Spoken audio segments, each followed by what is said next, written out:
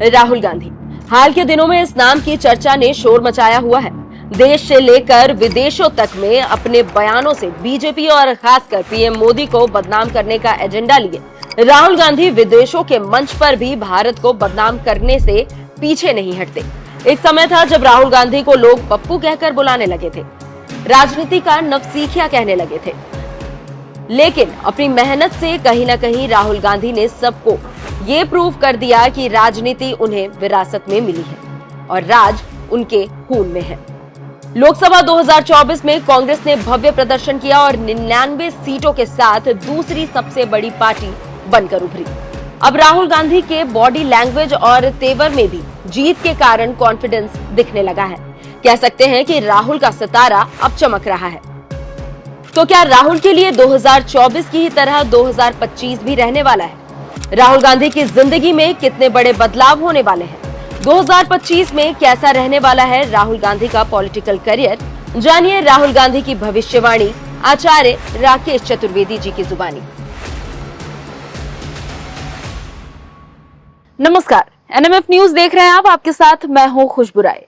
2025 की शुरुआत होने वाली है और ये शुरुआत राजनेताओं के लिए कैसी रहेगी? जी हाँ, 2025 बड़े बड़े राजनेता की जिंदगी में कितने बड़े बदलाव लेकर आएगा, इसके बारे में हम लगातार बातचीत कर रहे हैं। आज बात करेंगे राहुल गांधी के बारे में। राहुल गांधी 2024 में इनकी छवि जिस तरीके से बढ़ी है वो शायद ही किसी राजनेता की बढ़ी होगी। उनके प्रभाव जिस तरीके से बढ़े हैं वो शायद ही किसी और राजनेता के प्रभाव बढ़े होंगे। ऐसे में 2025 क्या सेम रहने वाला है राहुल गांधी के लिए? आज इसके बारे में जानेंगे हम आचार्य राकेश चतुर्वेदी जी से। हमारे साथ मौजूद है। बहुत बहुत स्वागत है सर। नमस्कार खुशबू जी, धन्यवाद। नमस्कार दर्शकों, सादर वंदन। 2025 की जल्द शुरुआत होने वाली है।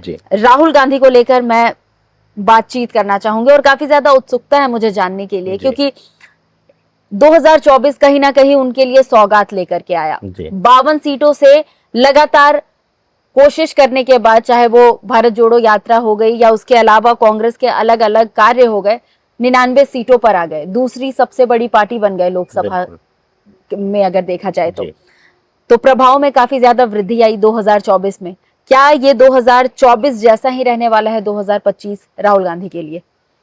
देखिए, थोड़ा सा पुरानी चर्चाओं का जिक्र आप ही के साथ हम लोगों ने किया था और उसका जिक्र करके हुए चलता हूं, क्योंकि थोड़ा सा पास्ट बता के चलने में फिर भविष्य में बढ़ने में आनंद अलग है। कई बार कई मंचों से हमने बोला है कि राहुल गांधी को पप्पू शब्द से या अनेकों नेक शब्दों से लोग भले वह संबोधित करते हों, एक राजनीतिक वह एक कह लीजिए कि एक छलावा या षड्यंत्र अलग विषय है, लेकिन वह व्यक्ति जो है जिस तरीके से जिस स्तर पर उसके परिवार में जन्म हुआ, जिस स्तर का पालन पोषण हुआ, मुझे लगता है कि राजनीति का राह भी उसको नहीं आता था। यानी कि वह सिर्फ अपने एक भौतिकता की जिंदगी में, मौज मस्ती की जिंदगी में, या फिर जैसे हम आप हैं कि अगर पिता समृद्ध है तो मुझे लगता है कि उस घर के बच्चे को कभी कुछ बेसिक चीजों का भी पता नहीं होता है। उदाहरणतया मैं एक दो उदाहरण मैं अपने आसपास के लोगों से दे दूं कि एक बड़े संभ्रांत परिवार में मैं गया तो बच्चे को भेज रहे थे कि जाके गैस बंद कर दीजिए, तो पूछ रहा था कि किस तरह से बंद होगा। तो इसका उदाहरण मैं इसलिए दे रहा हूं कि अगर कोई राजा पैदा हुआ है तो उसको खेती करना नहीं आएगा। बिल्कुल, वो राजा पैदा हुआ था व्यक्ति। और मैं बार बार कहता हूं, जो लोग कहते हैं कि राहुल गांधी के कुंडली में राजयोग ने, अरे भाई कैसे आप बोल रहे हो, वो पैदा ही राजा हुआ है। अब आप ये बोलिए कि सिंहासन उसका नहीं है, ये अलग बात है। कई बार राजा से ज्यादा प्रभावी उसके पीछे रहने वाला व्यक्ति होता है। और ऐसे में ही आप देखें राहुल गांधी का जो 2022 के बाद जो उनके प्रभाव में वृद्धि आई है, उनके अंदर जो बोलने की जो कला में वृद्धि हुई है। पहले उनके शब्दों को देखिए आप, अब के उनके शब्दों का चयन देखिए, ये सब उनके अंदर बेहतरीन हुए हैं, बेहतरीन परिवर्तन आया है। और 2025 का वर्ष उनके अंदर और परिवर्तन लाएगा, उनको एक गंभीर राजनेता का रूप दे देगा। यानी कि एक पके हुए, एक मजे हुए अब वह राजनेता बनने की तरफ अग्रसर हो जाएंगे। आपने एक बहुत बड़ी बात कही कि वो राजा ही पैदा हुए हैं। जी। और 2022 के बाद जितना उनकी छवि प्रभावशाली बनी है जी। उतना किसी और राजनेता की नहीं बनी है। मैं डायरेक्टली कंपैरिजन करना चाहूंगी राहुल गांधी का नरेंद्र मोदी से। क्या राहुल गांधी का प्रभाव नरेंद्र मोदी से ज्यादा है हाल के दिनों में, और 2025 में भी वही रहने वाला है? क्या कहेंगे? नहीं, देखिए, राहुल गांधी और नरेंद्र मोदी की तुलना मुझे लगता है कि सटीक नहीं है, सही नहीं है। लोग भले ही राजनीतिक मंचों पर या कई ज्योतिषी फट से उनकी तुलना करने तक उनके आगे कुछ नहीं, राहुल गांधी कुंडली। देखिए, दोनों का ऑरा, दोनों का प्रभाव बिल्कुल अलग है। और अगर आप देखें, मैं इसको मतलब मैं किसी का कटाक्ष नहीं कर रहा हूं खुशबू जी, क्योंकि आपने एक तुलनात्मक अध्ययन में पूछा है, तो मुझे कोई बता दे कि जिस उम्र के राहुल गांधी हैं, नरेंद्र मोदी को कितने लोग जानने वाले थे उस उम्र में? मुझे बता दे कोई कि उस उम्र में कितने लोग थे जो नरेंद्र मोदी का नाम तक जानते थे। मुझे लगता है कि 0 से 10 का आंकड़ा टच करने में भी आपको दिक्कत आ जाएगी। बिल्कुल है।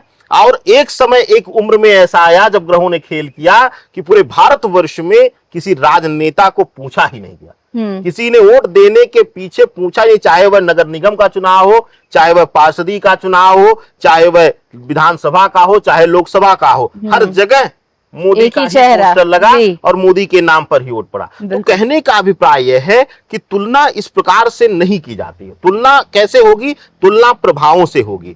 जिस स्तर पर कांग्रेस का विरोध करके, कांग्रेस के अगेंस्ट कैंपेन करके बीजेपी सत्ता में आई, चाहे वह धर्म विरोधी चीजों को लेकर के हो, चाहे वह राष्ट्र विरोधी, चाहे वह भ्रष्टाचार को लेकर हो, उस स्थिति से पुनः एक बार फिर से राहुल गांधी ने जो जिंदा किया है, मुझे लगता है कि अब धीरे धीरे वह परिपक्व राजनीति में आ चुके हैं और एक परिपक्व राजनेता बनने की तरफ अग्रसर हो चुके हैं।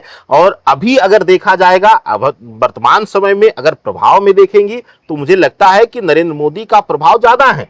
और इसीलिए अगर ज्यादा नहीं होता तो शायद 2024 में इतने तेजी से ग्राफ गिरने के बाद भी सरकार नहीं बना पाते। मुझे लगता है 10 सीटों का भी आंकड़ा कम हो गया होता तो आज शायद राहुल गांधी विपक्ष में नहीं पक्ष में बैठे होते। और यही एक कारण है कि मोदी का अभी एक जो है राष्ट्र निर्माण के लिए देख लिया जाए या धर्म पक्ष को देख लिया जाए, उनकी एक छवि वृद्धि हुई है और वह अब जो है एक डाउनफॉल पर है। और यहां राहुल गांधी अब राइज हो रहे हैं, यानी कि अब उठ रहे हैं।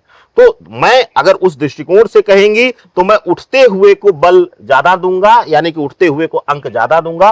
तो मुझे लगता है कि आने वाले समय में राहुल गांधी अब और ज्यादा प्रभाव में आएंगे और धीरे धीरे करके नरेंद्र मोदी जी का, अब यहां ये भी तर्क है, मैं ये नहीं कह रहा हूं कि उनका एकदम से मूल ही लोगों के नजरों में गिर रहा है। अब क्योंकि उम्र के अनुसार सबको पता है कि वो एक अंतिम चरण में है, बहुत ज्यादा राज करेंगे या गद्दी पर बैठेंगे, अगर अंधे होकर लोग वोट भी दें तब भी वह बहुत ज्यादा करेंगे तो 10 साल करेंगे। 70-75 को क्रॉस हो रही है उम्र, तो 80-82-85 साल जाते जाते लोगों का जो कार्य करने की क्षमता है वह सरेंडर हो जाते हैं, समाप्त हो जाते हैं। तो एक इंसान होने के नाते, एक बीइंग ह्यूमन उनकी गणना किया जाए तो मुझे लगता है कि अब वो ढलान पर है, यानी सूर्यास्त पर है। और अभी देखा जाए राजनीतिक गलियारों में राहुल गांधी का प्रभाव वृद्धि शुरू हुई है और मुझे लगता है आने वाले समय में भी और होने वाली है। तो मेरा अगला सवाल आपसे ये रहेगा कि अब प्रभाव उनकी ज्यादा बढ़ने लगी है, ज्यादा प्रभावशाली हो चुके हैं वो, तो जितने भी अब विधानसभा चुनाव होंगे, मैं 2029 के लोकसभा चुनाव की बात नहीं कर रही, जितने भी विधानसभा चुनाव होंगे, चाहे दिल्ली को ले ले, दिल्ली के बाद बिहार को ले ले, क्या कांग्रेस पार्टी वहां पर कमाल दिखा पाएगी? क्योंकि हर जगह से आप देख रहे होंगे कि कांग्रेस धीरे धीरे पीछे होती चली गई, इतनी पीछे हो गई कि अब वो सहयोगी दल है, वो किसी और के साथ मिलकर के सरकार बना सकती है, खुद के बलबूते पर नहीं। खुशबू जी, आप कुछ भी कह लीजिए या गणनाएं कुछ भी कह लें, अंकों की गणनाएं कुछ और कहती हैं, लेकिन मैं आपको बता दूं कि हरियाणा के विषय में भी मैंने आपके साथ ही मुझे लगता है बोला था और आप ही के चैनल पर बोला था कि हरियाणा में प्रभाव वृद्धि होगी कांग्रेस की। तो ऐसा नहीं कि कांग्रेस वहां पर गिरी है। अगर आप वोट परसेंटेज देखेंगे, आप वोटिंग का रेशियो देखेंगे, लोगों का झुकाव देखेंगे, तो कहीं ना कहीं कांग्रेस के प्रति चीजें बढ़ी हैं। अब वहां पर कुछ क्षेत्रीय दल, कुछ जो बगावती लोग थे, अगर देखा जाए तो वहां पर वो लोग ज्यादा एक्टिव हुए हैं, सक्रिय हुए हैं, लेकिन ओवरऑल देखेंगे तो आप वहां पर कांग्रेस का प्रभाव अब बढ़ रहा है, यानी लोगों के बीच अब कांग्रेस पहुंच रही है। तो ऐसी अवस्था में आप देखिए कि राहुल गांधी की जो अब एक्टिविटीज हैं, चाहे लोगों से मिलना हो, लोगों से मिलने का तरीका हो और लोगों के प्रति जो संबोधन है, वह सब जो है एक अलग जो है टच ले रहा है, एक अलग फैमिलियर टच लेकर के एक भावुकता के साथ लोगों को जोड़ने का प्रयास कर रहे हैं। और आने वाले जितने भी उपचुनाव हैं, 29 छोड़ दीजिए, मुझे लगता है जो फैसला अब इस पर एक आपको मैं वर्तमान जो समय में जो चीजें चल रही हैं उसका उदाहरण दे दूं। लोग भले कहें कि उत्तर प्रदेश में उपचुनाव में कांग्रेस ने सारी सीटें छोड़ करके गलती की है, सरेंडर कर रही है, डूब जा रही है। मुझे लगता है कि एक सहयोगी पार्टी, चाहे वह बड़ी हो चाहे वह छोटी हो, अगर वह कहीं सहभागिता में चुनाव लड़ रही है तो वहां पर जिस भी पार्टी के जीतने की संभावना, यानी कि उसकी सहयोगी पार्टियों में जिसके जीतने की संभावना ज्यादा हो, उसको खुल करके समर्थन दिया जाना चाहिए। लेकिन आचार्य जी, लोग तो इसे प्रेशर पॉलिटिक्स बोलते हैं, क्योंकि अखिलेश यादव जब लोकसभा चुनाव कांग्रेस और सपा मिलकर के लड़ी थी तो अखिलेश यादव की पार्टी को 37 सीट्स मिले थे, तो इस वजह से वो प्रेशर पॉलिटिक्स का भी नाम दिया जाता है। आपको उदाहरण दूं, जो लोग प्रेशर पॉलिटिक्स का उदाहरण दे रहे हैं वो लोग कहां भूल जाते हैं कि महाराष्ट्र में क्या बीजेपी शिवसेना से कभी कम थी? मुझे लगता है कि शिवसेना गिने चुने राज्यों में चुनाव लड़ती थी और साथ ही साथ बीजेपी एक राष्ट्रीय पार्टी थी। लेकिन आप देखिए महाराष्ट्र में कितने सीटों पर लड़ी है और कितने सीटों पर तय रहा है। तो ये एकदम से गलत, मैंने कहा ना, कुछ चीजें राजनीतिक षड्यंत्र है, राजनीतिक वक्तव्य है। मैं षड्यंत्र भी नहीं कहूंगा, मैं वक्तव्य कहूंगा कि वह एक राजनीतिक कला है कि कैसे किसी को हमें पराजित करना, कैसे किसी को शब्दों से धराशायी करना है। आप देखिए 37 सीटें जो आई हैं आज, वह भले ही अखिलेश की हो, लेकिन कहने के लिए एक सहयोगी दल होने के नाते यह कहा जाएगा कि वहां पर राहुल गांधी का योगदान रहा है। और सबसे बड़ी मैं कला कहूंगा, देखिए एक बार इससे पहले भी राहुल गांधी और अखिलेश साथ आए थे, क्योंकि उस समय वह परिपक्वता नहीं थी, अपने लोगों के प्रभाव में इधर उधर उन्होंने टिकट बंटवारा कर दिया, जिससे वोटर बंट गए और अखिलेश और राहुल दोनों का प्रभाव शून्य होगा। लोगों ने खूब मजाक उड़ाया। तो लोग आपके फेलियर पर भी मजाक बनाएंगे, लोग आपके सक्सेस पे भी मजाक बनाएंगे। निर्धारित यह करना है कि मुझे लगता है ग्रहीय दृष्टिकोण से राहुल गांधी के अंदर वह मैच्योरिटी आ रही है कि सहयोगी में कैसे चुनाव लड़ना है, अकेले कैसे लड़ना है, और यही उनकी सबसे बड़ी जीत है। लेकिन आपको नहीं लगता कि कांग्रेस कभी कभी ओवर कॉन्फिडेंट हो जाती है, राहुल की पार्टी ओवर कॉन्फिडेंट हो जाती है, जिस वजह से उन्हें ही मतलब खामियाजा भुगतना पड़ता है? हरियाणा को लेकर आप बातचीत कर रहे थे, हरियाणा को लेकर जब बातचीत करते हैं तो वहां पर एक बहुत बड़ा बयान सामने आया था एक राजनेता की तरफ से, मुझे बहुत हालांकि ध्यान नहीं है, शायद दीपेंद्र हुड्डा, उनकी तरफ से एक बयान आया था कि सपा का कोई अस्तित्व ही नहीं है, तो हम उनके साथ यहाँ पर चुनाव नहीं लड़ेंगे। एक तरह से अपने दूसरी पार्टी को वो नीची नजर से देखती है। क्या ये सारी चीजें राहुल गांधी के लिए सही है? मैंने यही आपको कहा भी कि पिछले जब गठबंधन हुआ यूपी में, तो उनके ऐसे ही हुड्डा जैसे सहयोगियों ने ही, नेताओं ने ही उनकी पार्टी के उनका बेड़ा गर्क कर दिया कि उनको सलाह दिया कि हम यहाँ पर प्रभावी हैं, हम जीत जाएंगे, और पता चला वहां पर वह टक्कर भी नहीं दे पाए, तीसरे चौथे नंबर की पार्टी बनकर आए। तो ऐसी अवस्था में हमेशा आप देखिए कि अगर कांग्रेस, देखिए कोई भी पार्टी किसी व्यक्तिगत से चेहरे से नहीं जीतती है, कहीं ना कहीं वहां पर उनके सभी कार्यकर्ताओं का योगदान होता है। यहां मैं बार बार कह रहा हूं कि राहुल गांधी के प्रभाव में वृद्धि हो रही है और होगी। इसके साथ ही राहुल गांधी अगर पार्टी पर सही तरीके से कमांड कर ले जाते हैं, उल्टे सीधे बयानबाजियों पर नियंत्रण कर लिया जाता है, जैसे कि साउथ में आप चले जाइए, सनातन के नाम पर लोग बोल जाएं, क्योंकि वहां तो हो सकता है वह बोलकर उनको वोट मिल जाए, लेकिन एक दो राज्यों को छोड़कर बाकी 26 राज्यों में, 25 राज्यों में उनकी किरकिरी होने लगती है। तो मुझे लगता है जब इन सब चीजों पर थोड़ा सा कमांड बना ले जाएंगे, उसके बाद ही वास्तविक सनराइज इनका होगा, और अभी सिर्फ लुका छिपी का खेल बादलों में इनकी पार्टी और एक खेलेंगे। तो आचार्य जी, कुल मिलाकर आपने जितना बताया उससे ये कहना गलत नहीं होगा कि 2025 राहुल गांधी के लिए और भी ज्यादा प्रभावशाली होने वाला है, वो लोगों के बीच और भी ज्यादा पसंद किए जाएंगे, कांग्रेस का प्रभाव उनकी वजह से बढ़ेगा, और हर जगह जहां पर भी विधानसभा चुनाव होंगे वहां पर कांग्रेस अब बेहतर प्रदर्शन कर पाएगी। निसंदेह, इसमें कोई संदेह नहीं है। ग्रही दृष्टिकोण से राहुल गांधी जी अब आगे बढ़ने वाले। चलिए, बहुत बहुत शुक्रिया आचार्य जी।